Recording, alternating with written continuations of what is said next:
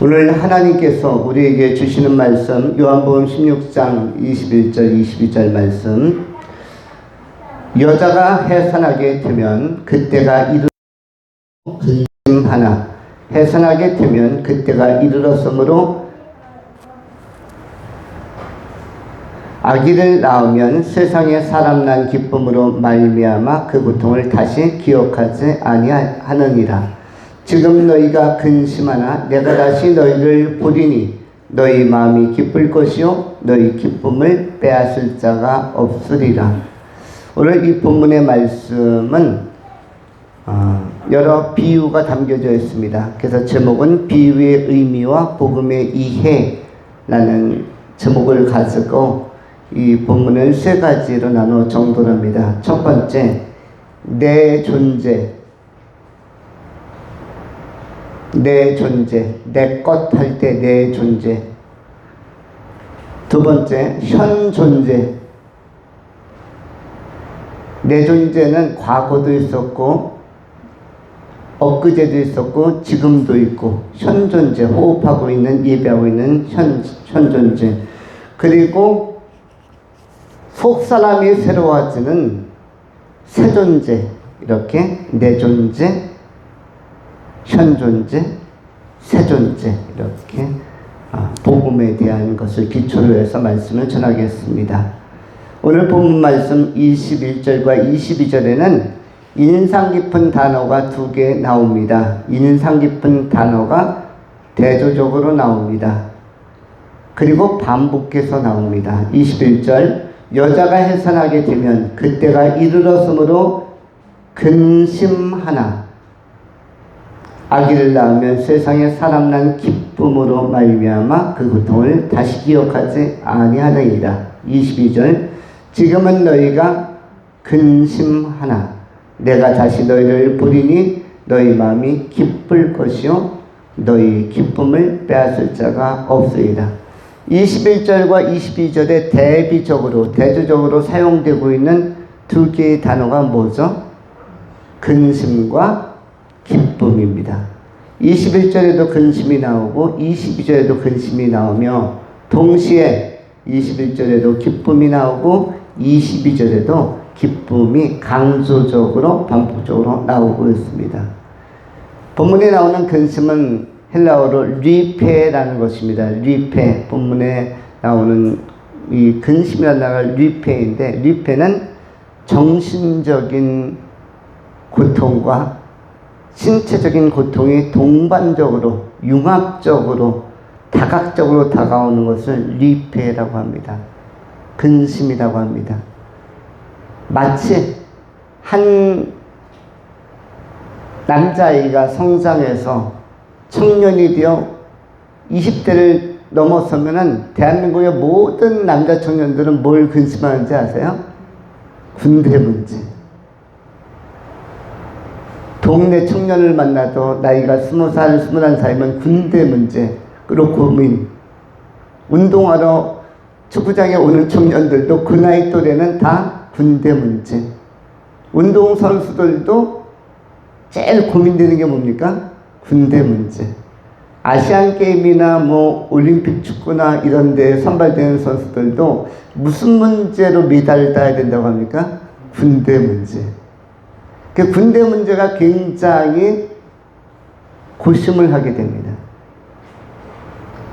어떤 청년들은 28까지 가진 방법과 수술을 다 써도 군대 문제를 계속 끌고 가다가 29살에 군대 가는 청년들도 제 주변에 많이 있었습니다. 이 청년들은 왜 그렇게 시간을 많이 끄냐면, 운동하다가 혹시라도 다치면은 공익이나 사회복무원으로 뺄 수 있는 길을 찾겠다. 그래서 끝까지 연기하고 그렇게 하면서 끝까지 가는 사람도 있고, 예전에는 등에 척추에 손상이 간 것처럼 모양을 내기 위해서 콜라병 서너 개를 요 밑에다 깔고 울퉁불퉁하게 이렇게 해가지고 잠을 몇 개월씩 자고 신체 검사를 받았다는 청년들도 실제로 보았습니다. 그리고 흔히 많이 사용했던 것 중에 하나가 어깨 연골을 뺀다든지 이렇게 뺐다 집어넣었다 하는 그런 걸 통해 가지고 간단한 수술을 통해서 연골을 빼서 어깨가 축 늘어지게 한다든지 이렇게 해서, 그리고 MC 몽이라는 분은 앞니 이빨을 왕창 뽑아가지고 어떻게 한번 해결하려고 한다든지, 또 인기 가수였던 유승준이라는 분은 고민하다가 해병대를 갈까 남자답게 멋있게 한번 갈까 하다가 이제 입대해야 되는 그때에 돌연 미국으로 출국해서 한 20여 년 동안 기억하지 않는 그런 나름대로 고민하는 시간이 많았던 청년도 있었고요. 남자들에게는 어떤 게 고민이냐면 군 문제가 고민입니다. 저도 마찬가지였습니다.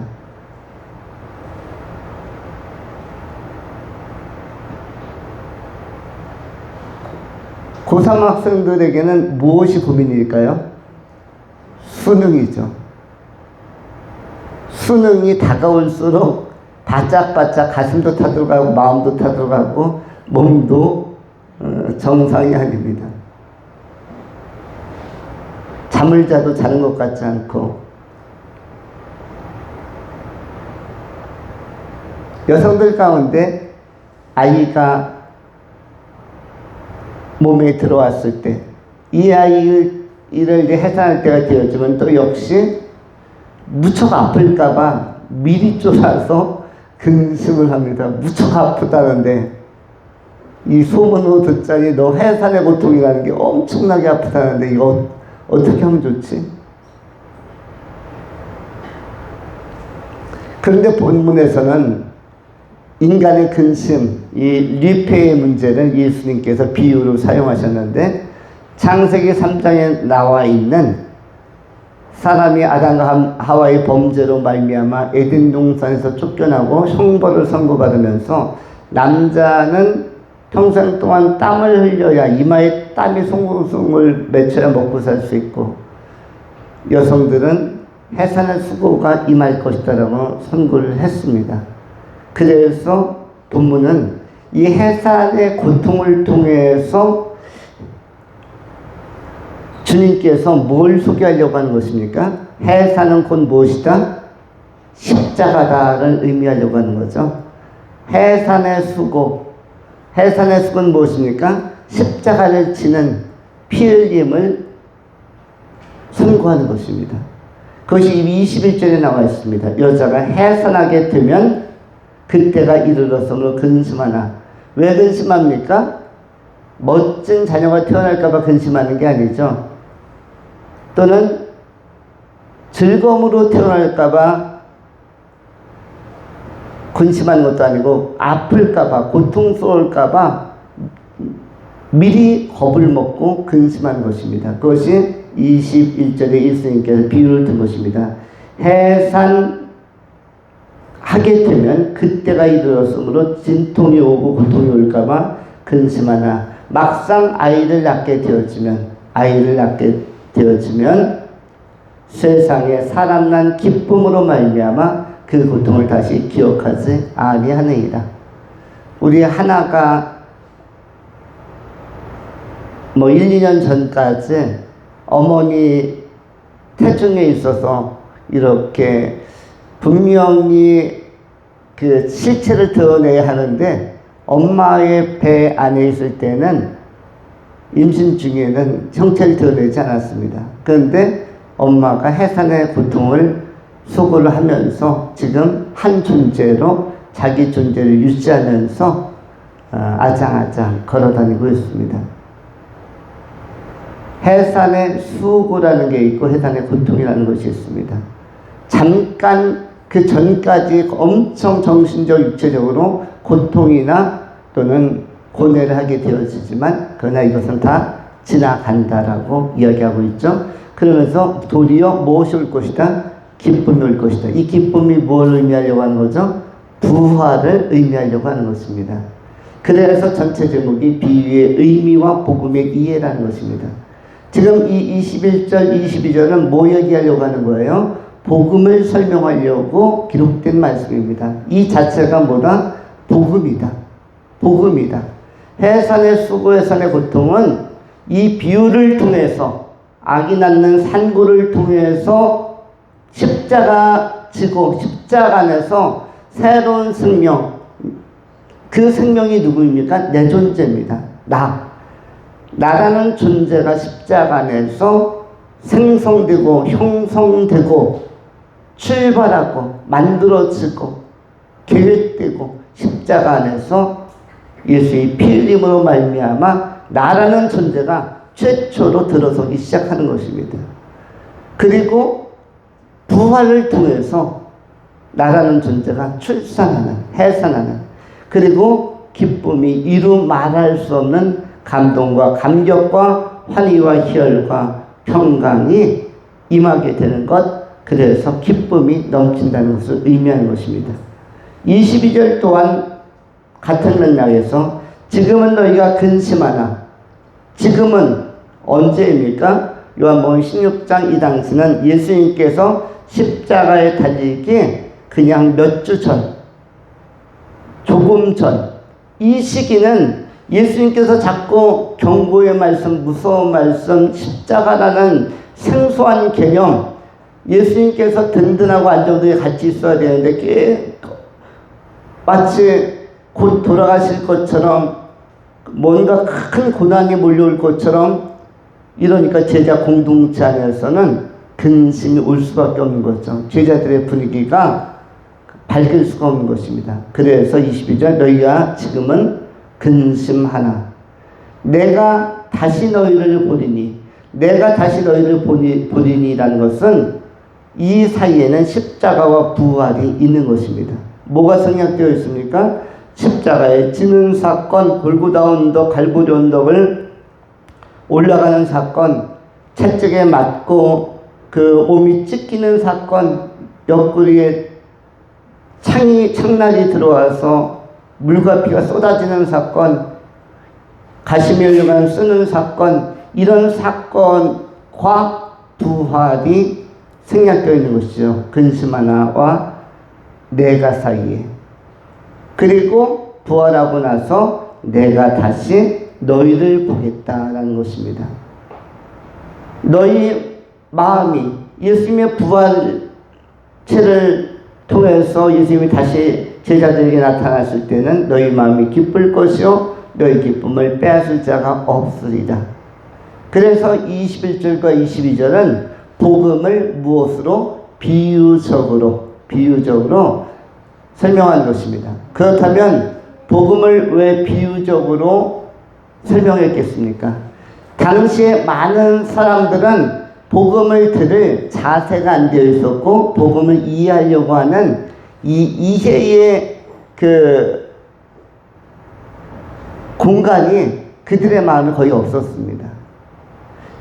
달리 표현하면 예수님에 대한 기대감, 예수님의 오심, 메시아의 오심에 대한 기대감이 굉장히 약했습니다. 마치 현대의 예수님의 다시 오심, 재림에 대한 기대감이 엄청나게 약해진 것처럼, 여러분 요즘 예수님이 곧 오실 것처럼 그런 감각으로 사십니까? 예수님이 영원히 안 오실 것 같은 그러한 이른바 무신론자들보다 더 신적 감각이 떨어지는 상태 속에서 세상에 취해서 사십니까? 어떻습니까? 여러분의 감각은, 여러분의 영적 현주소는 어떻습니까? 오늘 현대의 그리스도인들은 예수님의 재림이 임박해 왔다는 사실을 개념적으로 한 귀로 들을 수는 있으나 마음에 새기지는 않습니다. 그리고 그것이 최소한 내 세대에는 일어나지 않을 것처럼, 또는 내 다음 세대, 우리 자녀들의 세대에도 일어나지 않을 것처럼 우리는 예수님에 대한 기대감이 굉장히 약화된 상태 속에서 살고 있는데, 이것을 갖다 세속화라고 이야기하는 것입니다. 세속성과 세속화는 좋은 것이 아닙니다. 뭐가 좋다고 그랬죠? 세상성이 좋은 것이다. 세상을 그리스도의 시각, 성령의 시각으로 하나님의 입장으로 바라보는 세상성은 확보되고 확장되어야 되지만, 그러나 세속화는 가능하면 줄여서 세상을 이해하되 순수성을 가지고, 그리고 신앙의 진솔성을 가지고, 민감성을 가지고 성령의 인도를 받으며 사는 것이 가장 멋지게 현대를 살아가는 모습이라고 할 수가 있습니다.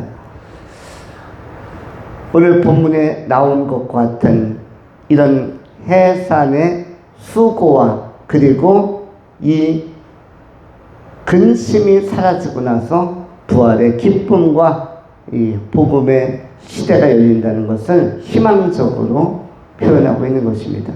이 십자가와 부활 안에서 내 존재도 희망을 갖게 되는 것입니다. 온 인류, 모든 인류의 존재와 생성의 과정 안에서 모든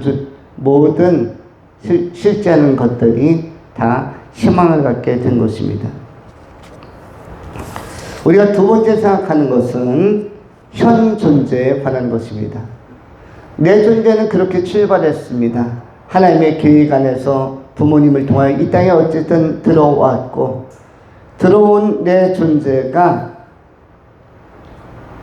하나님을 만나는 것이 굉장히 중요한 과제로 우리에게 미션으로 주어집니다. 인간은 태어나자마자 가장 중요한 미션이 뭐다? 하나님을 만나는 것입니다. 만나는데 두 가지 만남의 방식이 있죠.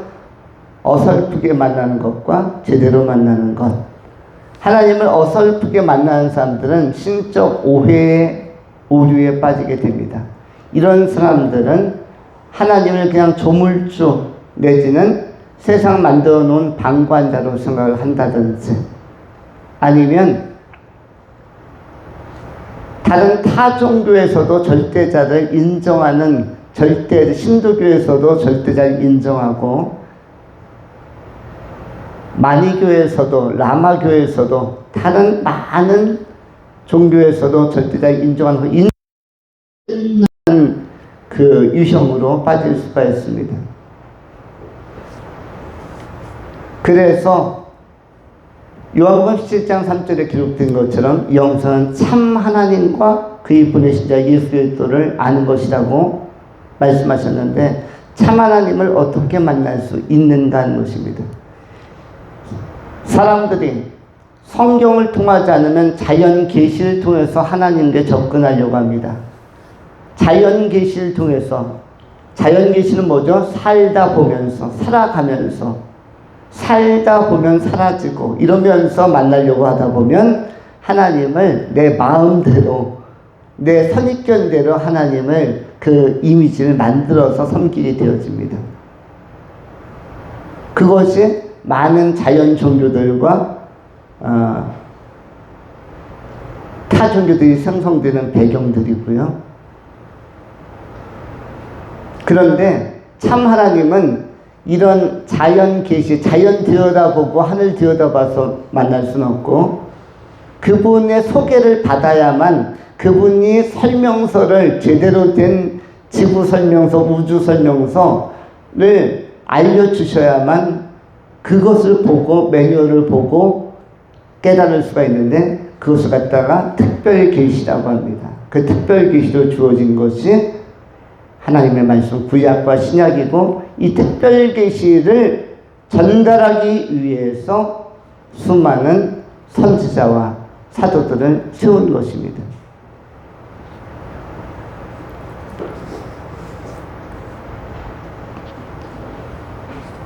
우리가 알고 있는 되게 유명한 사람들은 전부 다 이 존재의 문제를 밝히려고 애쓴 사람입니다. 여러분, 엄청나게 유명한 학문의 기초를 열었던 사람들이 있죠.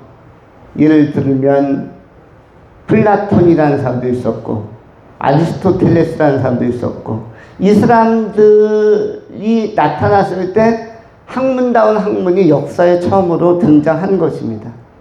그 앞에 선배 소크라테스가 있었고, 그 다음에 파르메니데스가 있었고, 이어서 플라톤, 아리스토텔레스가 등장하기 시작했는데, 여기서부터가 인류 역사의 최초로 학문 개념이 시작되어진 그 시발점이라고 할 수가 있습니다. 그 당시에 대한민국은, 이 한반도는 무슨 시대였죠? 고조선 시대였죠. 삼국시대도 아닌 고조선 시대.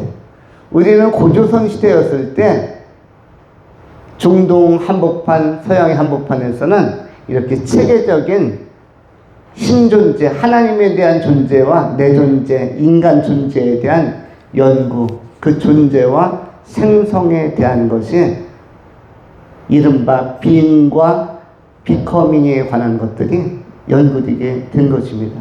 그러면서 우리가 잘 아는 유명한 분들, 안셀무스라든지 그 다음에 데카르트라든지 이런 사람들이 전부 다 뭘 연구한 사람들이에요? 존재에 관한 문제를 결국 나는 누구인가? 나는 무엇인가? 나는 어디로 왔다 어디로 가는가라는 그 질문을 진지하게 던진 사람들입니다. 그리고 그 이후에 칸트라든지 러셀이라든지 슈미라든지 이런 사람들이 등장하고, 그 이후에 또 등장하죠. 사르트르라는 사람이 등장하고, 그 다음에 하이데거라는 사람이 등장하고, 야스퍼스라는 사람이 등장해서 하나하나를 더 분류하게 되어집니다. 이 존재에 관한 것은 우리가 유명하다고 하는 사람들이 대부분 다른 문제고, 우리도 현재 진지하게 고민하는 것이 존재에 관한 문제입니다. 존재론적인 질문을 우리도 항상 던지고 있는 것이죠. 라틴어로는 이 존재를 에세라고 합니다. 에세. 뭐 비누나 옷 가운데도 에세라는 것이 있는 것 같아요. 독일어로는 자인이라고 합니다. 특별히 우리 그 하나님에 관한, 하나님 안에서의 현존재를 다루는 것을 다 자인이라고 표현하기도 하고요. 하이데거 같은 사람들이 이렇게 분류하게 되었습니다. 우리는 현재 누구 안에서 의미를 갖는 존재입니까?